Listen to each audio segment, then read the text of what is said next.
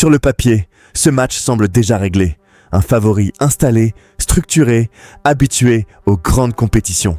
Et en face, une sélection considérée comme courageuse mais limitée. Mais la Coupe d'Afrique des Nations ne respecte jamais les scénarios écrits à l'avance. Chaque édition nous rappelle la même vérité. Ce n'est pas la réputation qui gagne les matchs, mais la capacité à comprendre le contexte dans lequel il se joue. Et ce match entre les Comores et le Maroc est précisément de ceux que l'on croit simples, jusqu'au moment où ils deviennent inconfortables. Parce qu'un premier match de CAN n'est jamais un match comme les autres. C'est une entrée en scène, un moment de vérité, un instant où tout ce qui a été préparé pendant des mois se confronte brutalement à la réalité du terrain. Pour le Maroc, ce match est une obligation de résultat, une obligation de crédibilité, une obligation de confirmer un statut. Et cette obligation change tout, car jouer avec l'obligation de gagner n'est pas jouer pour gagner, c'est jouer pour ne pas décevoir. Les Comores, elles, arrivent avec une dynamique totalement différente. Elles ne défendent rien. Elles n'ont rien à perdre, elles ont tout à gagner. Dans ce type de configuration, le rapport de force réel n'est jamais aussi déséquilibré qu'il n'y paraît. Car la CAN est une compétition de détails, de patience, de gestion émotionnelle. Une compétition où les premières minutes comptent autant que les dernières. Une compétition où un match peut basculer sans prévenir. Non pas sur une domination écrasante, mais sur une incapacité à imposer son rythme. Et ce rythme, justement, est au cœur de cette confrontation. Dans ce type de match, l'exploit ne vient jamais d'une domination totale. Il vient de moments précis, portés par des profils bien identifiés, des joueurs qui n'auront pas beaucoup le ballon, des joueurs qui n'auront peut-être qu'une ou deux situations, mais des joueurs capables, sur une action, de faire basculer tout un match. Et du côté des Comores, ces profils existent. Youssouf Mchangama, le cerveau silencieux. S'il y a un joueur comorien capable d'influencer ce match sans faire de bruit, c'est Youssouf Mchangama. C'est le joueur qui comprend le mieux le tempo, celui qui sait quand ralentir, quand sécuriser, quand provoquer une faute intelligente. Dans un match où les Comores vont défendre bas, Mchangama sera essentiel pour gérer les transitions, garder le ballon sous pression, offrir des temps de respiration à son équipe. Mais surtout, c'est un spécialiste des coups de pied arrêtés. Et dans un match fermé, tendu, haché, un coup franc bien tiré peut devenir une occasion nette, voire le tournant du match. Mchangama n'a pas besoin de multiplier les passes décisives. Il a seulement besoin d'un bon ballon, au bon moment. El Fardou Ben Bouane, l'instinct dans la surface. El Fardou Ben Nabouane est un profil très particulier. Ce n'est pas un attaquant qui a besoin de volume. C'est un attaquant qui vit dans la surface. Il sait se placer, attaquer le premier poteau, surgir sur un ballon mal repoussé. Dans un match où les occasions seront rares, ce type de joueur est précieux. Sur un corner, sur un centre dévié, sur un ballon qui traîne. El Fardou n'a pas besoin de 10 occasions. Une seule peut suffire. Et face à un favori sous pression, ce genre de profil est extrêmement dangereux. Faé Selemani, la menace en transition. Si les Comores arrivent à se projeter rapidement, Faé Selemani sera l'un des principaux points d'appui. C'est un joueur capable de porter le ballon, provoquer en un contre un, obtenir des fautes hautes. Dans le scénario attendu, les Comores n'attaqueront pas en nombre. Mais quand ils le feront, ce sera très vite. Et Selemani est parfaitement adapté à ce jeu de transition. Son rôle ne sera pas de dribbler pour le spectacle. Son rôle sera de faire reculer le bloc marocain, provoquer des fautes, gagner des corners, créer de l'incertitude. Même sans but, ce type de joueur oblige l'adversaire à rester vigilant. Fouad Bachirou, l'équilibre au milieu. Au cœur du jeu, Fouad Bachirou incarne l'équilibre. Ce n'est pas un joueur spectaculaire, mais c'est un joueur essentiel. Son rôle sera de couper les lignes de passe, ralentir les phases marocaines, gérer les secondes ballons. Dans un match où les Comores vont beaucoup défendre, le milieu défensif est souvent le joueur le plus important. Bachirou devra être constant, discipliné, concentré pendant 90 minutes. C'est ce type de profil qui permet à un plan tactique de tenir dans la durée. Ali, Madi et Kassim Abdallah, l'expérience défensive. En défense, l'expérience sera capitale. Halim Madi et Kassim Abdallah sont des joueurs habitués à défendre, bas, gérer la pression, lire les trajectoires. Ils savent que ce match ne se gagnera pas en allant au duel inutilement, mais en restant en place, gérant les centres, repoussant les seconds ballons. Face à un Maroc qui cherchera à multiplier les situations offensives, leur calme sera déterminant. Un dégagement propre vaut parfois plus qu'un tacle spectaculaire. Salim Ben Bouina, le dernier rempart. Dans un scénario d'exploit, le gardien est souvent décisif. Salim Ben Boina n'aura peut-être pas énormément d'arrêts à faire, mais il devra faire les bons au bon moment. Un arrêt à la 20e minute, un arrêt juste avant la mi-temps, un arrêt dans un temps fort marocain. Ces moments peuvent totalement changer la dynamique mentale du match. Un gardien qui rassure son bloc renforce la conviction collective. Si les Comores peuvent créer la surprise, ce ne sera pas par un exploit individuel, isolé. Ce sera par l'addition de profils adaptés, un cerveau pour gérer le tempo, un spécialiste des coups de pied arrêtés, un finisseur opportuniste, des joueurs capables de souffrir sans paniquer. Ces joueurs n'auront peut-être qu'une ou deux occasions d'influencer le match, mais à la CAN, une seule suffit. Et c'est pour cela que ce match ne peut pas être résumé à un simple écart de statut.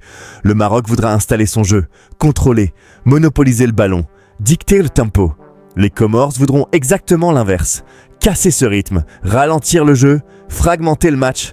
Ce duel de philosophie est souvent plus décisif que le duel des talents, parce que plus un favori est contraint de s'adapter à un match qu'il n'avait pas prévu, plus il se fragilise.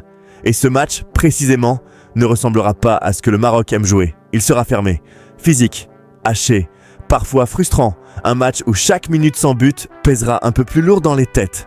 Et c'est dans cet espace invisible, celui du doute, de l'impatience, de la crispation, que les Comores peuvent exister. Pas pour dominer, pas pour briller, mais pour transformer ce match en problème. Un problème tactique, un problème mental, un problème émotionnel. Car à la CAN, un match que l'on ne contrôle pas totalement est déjà un match dangereux. Et si ce match devient dangereux pour le Maroc, alors l'exploit n'est plus une idée abstraite, il devient une possibilité réelle. Avant même le premier coup de sifflet, le match a déjà commencé. Il a commencé dans les têtes. La psychologie d'un premier match de CAN est un facteur souvent sous-estimé, mais fondamental. Parce que c'est à ce moment précis que les rôles se figent, que les attentes s'installent, que les pressions invisibles deviennent concrètes. Le Maroc entre dans cette compétition avec un objectif clair, aller loin.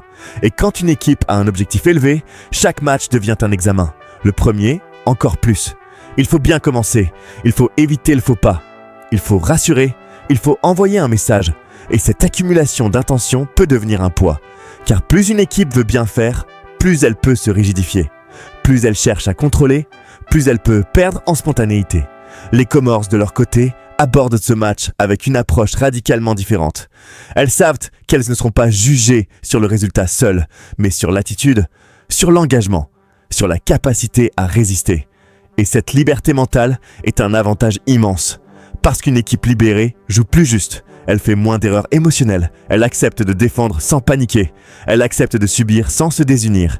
Dans un match de CAN, cette capacité à accepter la souffrance est souvent déterminante. Le favori, lui, souffre rarement avec sérénité. Il s'agace. Il s'impatiente. Il cherche des solutions rapides. Et quand les solutions rapides ne fonctionnent pas, le doute s'installe.